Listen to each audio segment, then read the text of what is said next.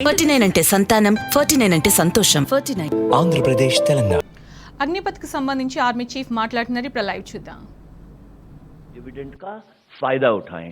We have to be reflective of this demographic dividend. दूसरा, हम बाहर से कॉपी पेस्ट नहीं कर सकते.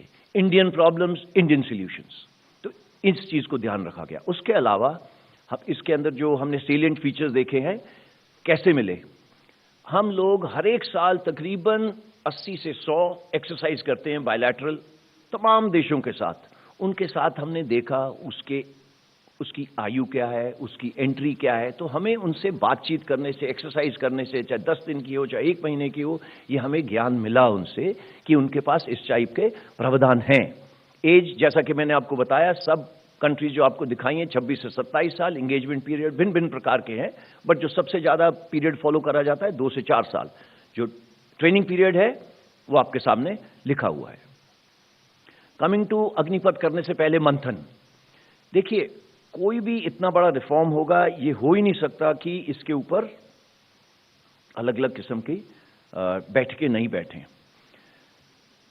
हमारे जो तीनों चीफ्स थे इससे पहले एंड जनरल बिपिन रावत, ये काम 2 साल से तो बहुत जोर शोर से शुरू हुआ. उससे पहले ये सिर्फ कागजों पे स्टडी करा जा रहा था अलग अलग कमिटीज के ऊपर.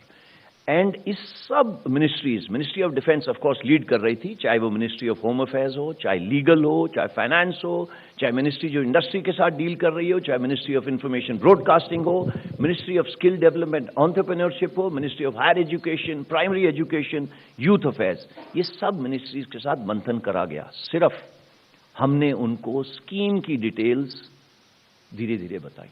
जो आपके सामने जो अब अनफर्ल हो रहा है, ये एक प्लान्ड इवेंट है.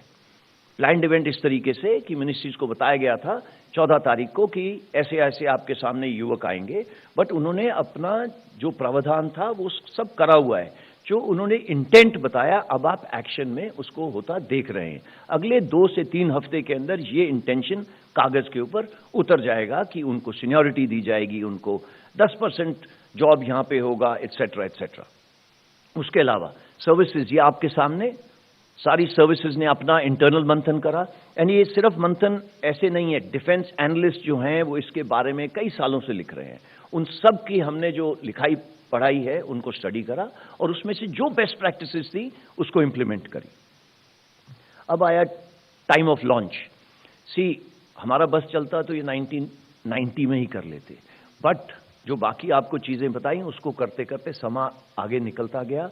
एंड मौका एंड पूरी चीज हमारे हाथ में नहीं थी, बट ये पिछले 2 साल में हमें एक मौका मिला जिसमें जो रिक्रूटमेंट की प्रतिक्रिया है हमने रोकी.